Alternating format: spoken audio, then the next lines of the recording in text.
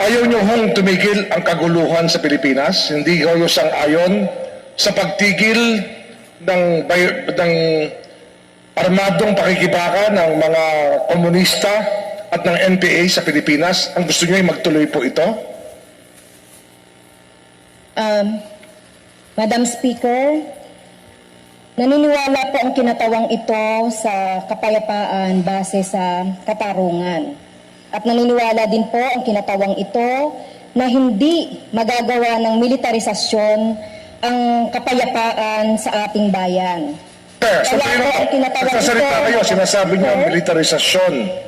Pwede po bang patapusin po ako ng ating interpellator, Madam Speaker? Ano ho kasi ito? Maiksi lang po ang oras, Madam Speaker.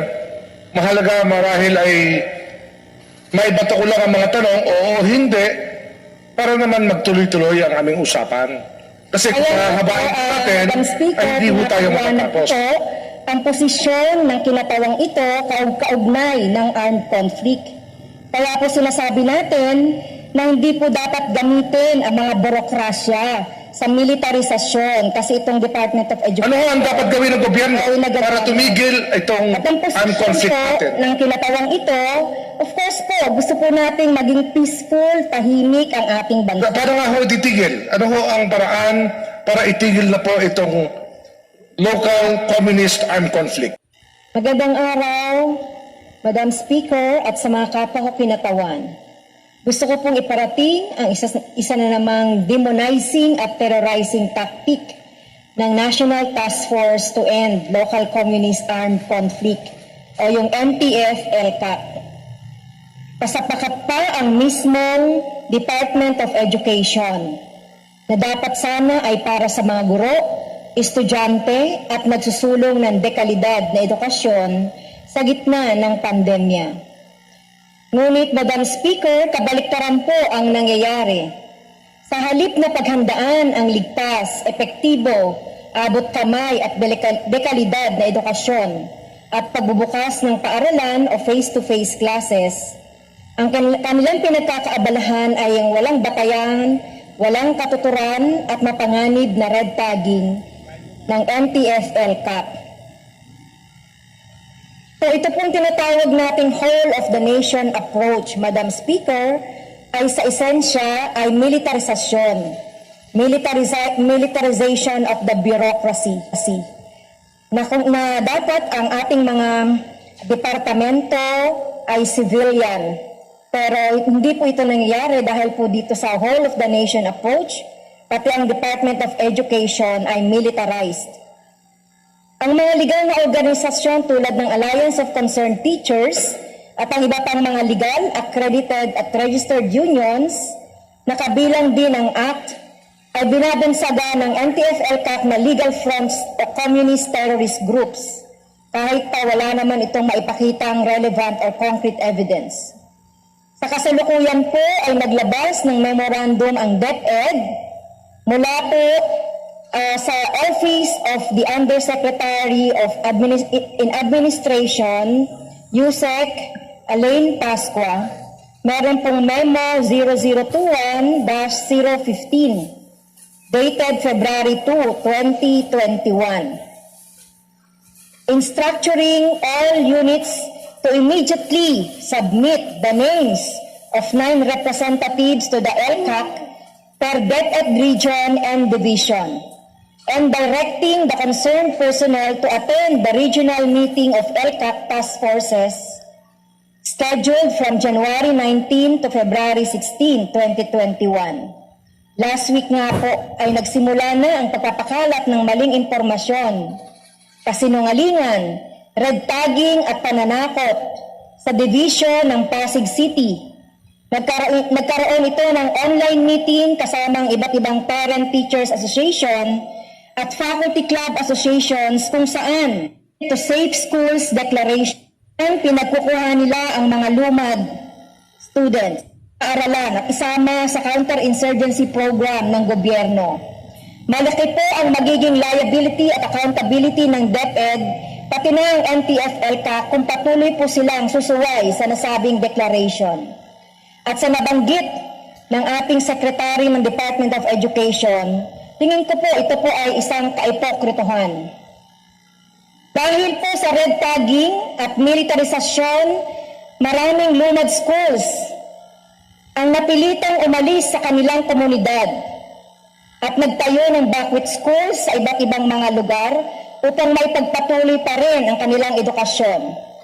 Meron pong 178 na lumad schools na minilitarize, isinara ng DepEd, at karamihan po dito ay may permit pero hindi na nirenew ang kanilang mga permit. Tama po ba ito, Madam Speaker? Dapat po tinutulungan natin ang mga lumad schools. Kamakailan lamang ay inatake ang University of San Carlos sa Cebu ng mga pulis kung saan pinagkukuha nila ang mga lumad students. Dahil pa rin po sa red tagging, kaya pati ang UP, DND Accord at iba pang mga accord sa iba't ibang universidad ay pinawalang bisa. Ilan lamang yan sa mga naitalang mga pag-atake sa ating mga paaralan bilang mga lugar kung saan kinukultivate ang critical thinking at atake sa mga guro at education personnel bilang mga susing tao sa pagpapayabong ng malaya at matalas na pag-iisip. Madam Speaker, bilang kinatawan ng mga guro, kinukundin ako po ang mga pagyurak ng NTF-ELCAC sa propesyon ng mga guro. Hindi dapat binibigyan ng pondo ang task force na ito dahil ang purpose lang nila ay manira at patahimikin ang kritiko, oposisyon at mga bumabatiko sa maling policy ng government. Para po sa mga kapwa ko guro at sa lahat ng mga nasa sektor ng edukasyon, huwag po tayong matakot at patuloy tayong lumaban sa red tagging at threats ng NTF-ELCAC. Huwag po nating bitiwan ang ating lehitimo at napapanahang panawagan para sa ating mga karapatan, kapakanan, at benepisyo bilang mga education frontliners upang matawid ang edukasyon sa panahon ng pandemya. Maraming salamat, Madam Speaker. Majority Leader. Madam Speaker, I move that we refer the privileged speech of the Honorable Franz Castro to the Committee on Rules for its appropriate action. Are there any objections? The Chair hears none. Madam Speaker. The Senior Deputy Majority, please recognize. Is the Honorable Franz Castro willing to answer a few questions? Yes, Madam Speaker. You may proceed the interpellation. Nung tinignan ko po ang ating agenda ngayon at nakita ko ang subject matter na magiging salita ng kagalang-galang na Franz Castro, tila naroon na naman tayo sa usaping NTF-ELCAC at ang kanilang paglaban o kaya kanilang pagtanggi sa pakay ng NTF-ELCAC. Ito bang NTF-ELCAC para sa inyo ay hindi makakabuti sa ating bansa? Talaga pong, Madam Speaker, thank you po sa ating interpellator. So masasabi po ng kinatawang ito na hindi nagbigay ng mabuti o hindi nagdulot ng mabuti itong NTF-ELCAC, lalong-lalo na po sa ating mga kaguruan at estudyante sa sektor, lalong-lalo na po dito sa Department of Education, sa public school at iba pang mga eskwelahang pribado po. So tingin po natin hindi ito nagdulot ng kabutihan. Una po, bago ho nyo ituloy yung sinasabi, alam nyo ba ho ang ibig sabihin ng NTF-ELCAC? Ano ho ang ibig sabihin ng mga titik na ito? yes, Madam Speaker, it means National Task Force to End Local Communist Armed Conflict. Yan. Yan po ang sinasabi, National Task Force to End All Local Communist Armed Conflict. Tama ho yun. Yan ba ho yan? Madam Speaker? Madam... Tama po, Pastor. Madam Speaker. Ayaw nyo hong tumigil ang kaguluhan sa Pilipinas? Hindi kayo sang-ayon sa pagtigil ng armadong pakikibaka ng mga komunista at ng NPA sa Pilipinas? Ang gusto niyo ay magtuloy po ito? Madam Speaker, naniniwala po ang kinatawang ito sa kapayapaan base sa katarungan. At naniniwala din po ang kinatawang ito na hindi magagawa ng militarisasyon ang kapayapaan sa ating bayan. Sandali lang po. Nagsasalita kayo, sinasabi niyo ang militarisasyon. Pwede po bang patapusin po ako ng ating interpellator, Madam Speaker? Ano ho kasi ito, maiksi lang po ang oras, Madam Speaker. Mahalaga marahil ay may bato ko lang ang mga tanong, oo, hindi, para naman magtuloy-tuloy ang aming usapan. Kasi kung hahabain natin, Madam Speaker, ay hindi ho tayo pinapaliwanag matatapos. po ang posisyon ng kinatawang ito kaugnay ng armed conflict. Kaya po sinasabi natin na hindi po dapat gamitin ang mga burokrasya sa militarisasyon kasi itong Department of Education. Ano ho ang dapat gawin ng gobyerno ay nagagamit. para tumigil itong At ang armed posisyon conflict po natin? ng kinatawang ito, of course po, gusto po nating maging peaceful, tahimik ang ating bansa. Paano nga ho titigil? Ano ho ang paraan para itigil na po itong local communist armed conflict?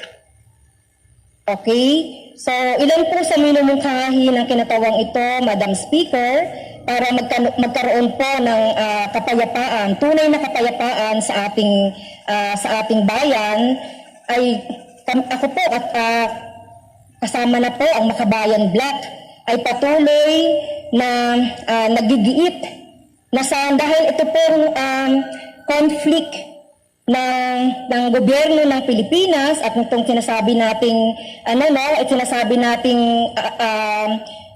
MDF o ito yung nagkaroon ng armed conflict ay bunga po ito ng mga social and political na mga roots. Kaya naniniwala ho kayo na dapat pabayaan na lang po ang NPA na maghari sa ating bayan. Yun po ang inyong sinasabi? Hindi ko po yung sinasabi, Madam Speaker. Pero kumakampi kayo sa kanila, sa kanilang ginagawa. Na sana po ay magkaroon ng payapang pamamaraan para matigil na po ang armadong pakikibaka at matigil na rin po itong mga ginagawa ng NPF-LCAC sa ating mga civilian authorities at sa ating mga mamamayan na may kagustuhan lamang na magkaroon ng mapayapang komunidad. Wala naman siguro gusto na mag-away-away ang Pilipino. Ang gusto ho natin, tumigil na nga ang away, di ba ho? Opo, ako po ay naniniwala na dapat ay magkaroon po ng tunay na kapayapaan sa ating bayan. Gaya, di ganun pala, magkasundo ho tayo rito. Ang gusto ho natin ay tunay na kapayapaan. Ngunit, marahil, tingnan natin kung ano ho ang idinudulot ng mga, sabihin natin, yung mga binanggit yung paaralan na sinaraduhan. Ito ho, sabi nyo, itinanggal na po ang permit ng gobyerno. Yung ba ho sinabi nyo kanina? Nasabi ko po, katulad po ng sinasabi natin, meron pong 178 na, ito po ba yung tinutukoy ninyo, 178 na mga lumad schools na ipinasara? Ano po, binanggit nyo ho na lumad. Ang lumad ba ho, ano ba ho ang ibig sabihin ng lumad? Hindi ba yan po ay isang tribe sa Cebu? Yan po ay isang grupo sa Cebu, di ba ho?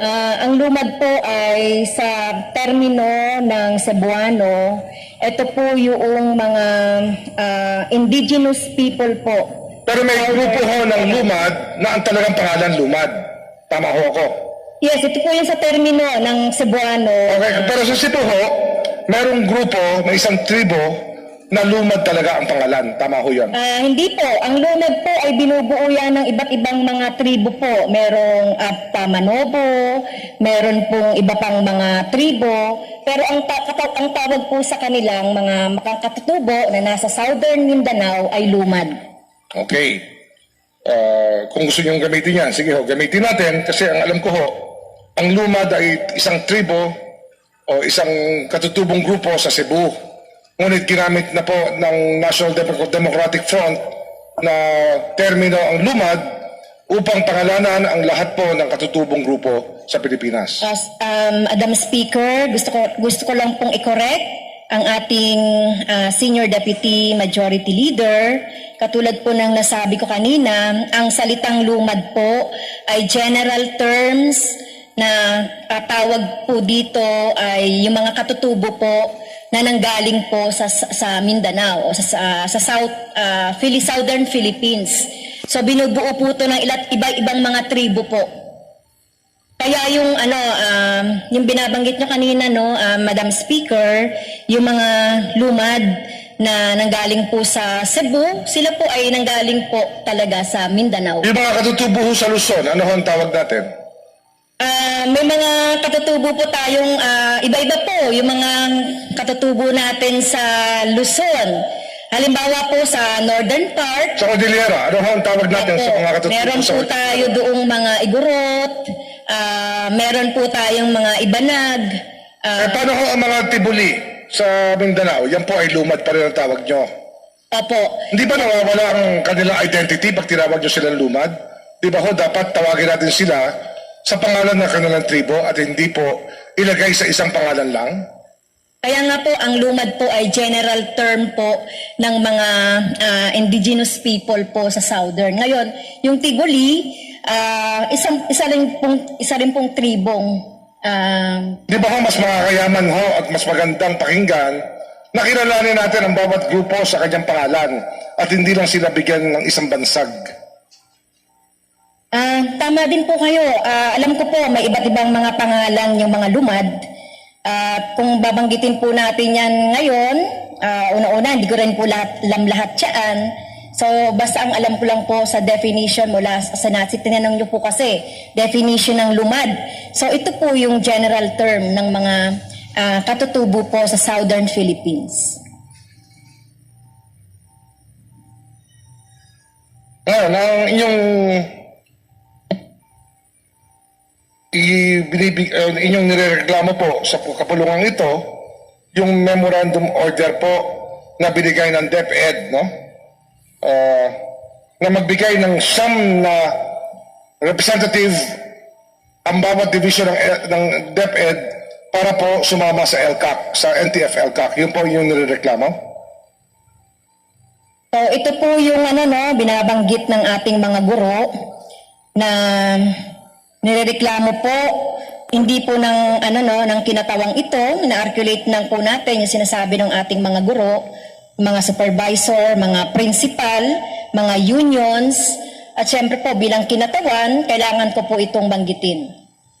Bakit po? Anong nirereklamo nila rito? Ano ba ang masama na sumama po ang mga guro sa NTF-LCAC? Gagaya nga po ng nabanggit natin, itong NTF-LCAC na ito ay marami na po itong ginawang hindi mabuti sa ating mga guro. Yung unang-una po, ito yung nag-cause ng profiling ng ating mga guro. Start pa po ito ng 2019. Ano ho yun? Profiling? Profiling or surveillance. Ano ho yun? Ano ibig sabihin ng profiling? Ano ang ginagawa? Profiling po, sila po yung pinangunahan po ito ng PNP na nangalap o kumukuha ng mga listahan daw po ng mga opisyal ng mga unions, opisyal ng organisasyon, ng mga faculty club officers sa region, sa division. Ito po ay nakuha natin noong may memo beginning noong 2019 po, sinimulan po ito. So ito po yung ginawa. Profiling and surveillance dun sa ating mga leader guro po at saka Ang gumagawa ho niyan, kapulisan. Opo, nakabahagi nitong NTF-LCAC. Ngayon, ang sinasabi nyo, hindi dapat gawin ng pulis ang kanilang trabaho. Yung ba ho ang gusto nyo mangyari? Alam mo po, may mga batas po tayo sa pag-profiling at surveillance. Anong batas po ito? At ito po ay, so syempre, yung privacy. Ang mga nag-cause po ito ng ng takot doon sa ating mga guro dahil alam naman po natin marami na po kasing mga naging pangyayari na kung saan yung mga na-profile na mga pictures ay pinapatawag sa kung saan-saan. O, paano ho nangyayari? Kampo at kung saan Paliwanag niyo sa amin. Magbigay kayo ng para specifics. tanungin. So, marami po yan, ano, at meron po tayong naipasa na complaint, naipasa na ng organization na complaint sa Commission on Human Rights. Nagpasa na rin po tayo ng ng complaints doon sa Department of Education. Ongoing na ho yung kaso sa human rights? May kaso na ba ho sa human rights yan? Ongoing na ba ho? Madam Speaker, meron po tayong ito pang organisasyon ng mga guro, ang mga union ng mga teachers ay nagpasa na po ng, katulad ng sinabi ko kanina, ng complaint noong 2019 sa Commission on Human Rights. Ngayon, ano nangyari sa complaint nila sa human rights? Commission on Wala pa Human po Rights. tayong wala pa po tayong nakuhang update. Pero tingin ko po ay bawat regions po ay nag-iimbestiga na po itong Meron ba akong ginagawa ang Commission on Human Rights para awatin po yung kanilang inireklamo? Opo, Madam Speaker, sila po ay nag-iimbestiga na nga po kaugnay nito dun sa profiling and surveillance. Pero halos 2 taon na po yan, Madam Speaker, di ba ho? Opo, Madam Speaker. At ano nga ang naging aksyon ng Commission on Human Rights? Meron na ba akong naging desisyon dito o kautusan sa mga kapulisan natin na tumigil sa kanilang ginagawa? Katulad po na sinabi ko, Madam Speaker, wala pa po tayong mga updates dito dahil ongoing pa yung ginagawang investigation ng Commission on Human Rights. Kanina kasi binanggit nyo rin pati yung nangyari sa San Carlos, di ba ho? Opo, Madam Speaker. At ang inyong sinasabi ay mali ang paghuli ng mga tao na hinuli doon sa University of San Carlos. Yun po inyong sinasabi. So, ang sinasabi po natin sa ating talumpati, Madam Speaker, ay binanggit ko po ang example na ito, bunga po ng red tagging at militarization kamakailan. Ano yung red tag? Pwede nyo hong paliwanag sa akin? Madam Speaker, yung University of San Carlos sa Cebu. So ito po yung binanggit natin. Ito po yung binabanggit natin sa ating speech. So, ang tanong po, Madam Speaker, muli, ay ang red tagging. Pag sinabi po natin red tagging ay yung paglilink ng sinuman, ng organisasyon, at anumang mga personalidad na nililink doon sa sinasabi, tinatawag nilang terrorist group. Terrorist group. Pagka na-link po sa terrorist group, red tagging ang tawag nyo. Pwede pong tawaging red tagging, pwede rin pong tawaging terrorist tagging, Madam Speaker.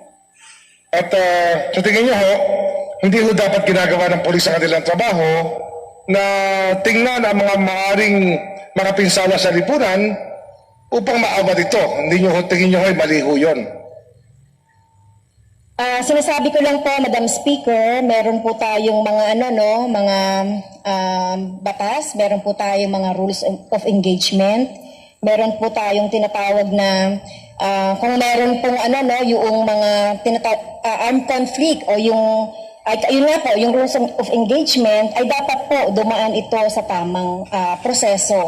Katulad po na sinabi natin kanina, binanggit natin yung University of San Carlos. Kung meron po talagang warrant of arrest at kung meron po talagang isinampang kaso before namang raid yung ating mga kapulusan sa Cebu, ay dapat po ipinakita muna yun at syempre po dapat ay alam naman natin na ito po ay seminar house or retreat. Ano ho yan? Dapat humingi muna ng pahintulot, Madam Speaker, doon sa administrasyon.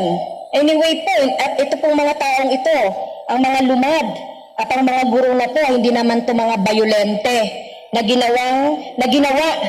ginagawa ng pulis doon sa nakaraang pag-raid nila doon sa Ngunit hindi ba ho naman na ang 5 ho sa mga nahuli sa Cebu ay kinasuhan na po ng kidnapping or serious illegal detention? Di ba ho totoo yun? Hindi po ako privy, Madam Speaker, doon sa pagkakaso. Ang binabanggit ko lang po dito ay yung mga nakikita natin sa video, sa television, binanggit ng ating DS Romero Kasi ho, ito, kailangan malaman ng lahat, na ginawa raid. yung mga taong hinuli sa Cebu ay kinasuhan na po ng serious illegal detention o kidnapping, non-bailable po yan, sapagkat yung mga bata po ay 3 taong hindi nakita ng mga magulang, dinala mula Davao papuntang Cebu, walang permiso, kaya kidnapping po ang naging kaso ng mga taong nagdala ng mga bata sa University of San Carlos. Sana po maging makatotohanan tayo rito. Ang problema po sa ating lipunan, Madam Speaker, dali po, sinasabi pa ako. It's up for Ang problema ho ng ating lipunan ngayon, Madam Speaker, ay kung meron pong ginagawa ang kapulisan upang awatin ang maaari maging mas malaking problema, ito na naman at mayroong nagrereklamo. Sana po, tingnan muna natin kung ano talaga ang nais ng lahat ng Pilipino. Ang gusto ng Pilipino, maging tahimik po ang ating bayan. Na wala pong nagahari na wala sa batas at gumagamit ng armas ng wala sa batas. Yan po ang ating pagnanais sa ating lipunan. Kaya kung meron pong ginagawa ang pulis, siguro masasabi ko, 99% na kanilang ginagawa ay sa kabutihan ng Pilipino. Mayroong may 1% na talagang tiwali o malayo ang kanilang landas o nawawala sa landas, ngunit karamihan po ng ating kapulisan ay gustong iayos ang ating lipunan. Madali ho magsalita laban sa ating kapulisan. Madali magsalita laban sa militar. At yung problema ho, yan ang tinuturo sa mga bata na kanilang dinadala sa mga paaralan na tinatawag nilang lumad schools. Tinuturuan nilang magalit sa pulis at sa militar ang ating mga kabataan. Tinuturuan nilang magalit sa magulang at magalit sa gobyerno ang ating kabataan. Ang ang nangyayari dito ay radicalization. Sana po, ay tumigil na po ang problemang ito sa ating lipunan. Wala po akong hangad dito na makasama kahit kanino man. Ang gusto lang ho, maging malinaw sa lahat na ang bawat usapin ay may dalawang aspeto. Pag sinabi ho nila na gano'n, tanong po natin sa kabila kung totoo ang kanilang sinasabi. Huwag ho natin tatanggapin ang lahat ng mga salitang iyan na parang yan na lang ang katotohanan sa ating mga buhay. Kaya sana po, ako po kasi, ang tingin ko, tama ho ang ginagawa ni Pangulong Duterte na magtayo ng National Task Force to end all local communist armed conflict. Di ba't makakabuti yan sa ating bansa? Kung wala nang problema pag ikaw ay nagpunta sa bundok, wala nang maharang sa iyong NPA, pag ikaw ay nagtayo ng investment, wala na hong makaharang sa inyo at hihingin ng revolutionary taxes. Sana po, maging malinaw ho sa ating lahat. Ang gobyerno ay may responsibilidad sa lahat. Sa ating lahat. Maaaring may mga pagkukulang, ngunit sinisikap po natin na iayos ang lipunan natin. Sana po ay huwag tayong padadala sa ganito mga salita, sapagkat kung ganito ang ating aabutin, ay baka wala nang puntahan ang ating bansa. Ito lang po, Madam Speaker. Maraming salamat po.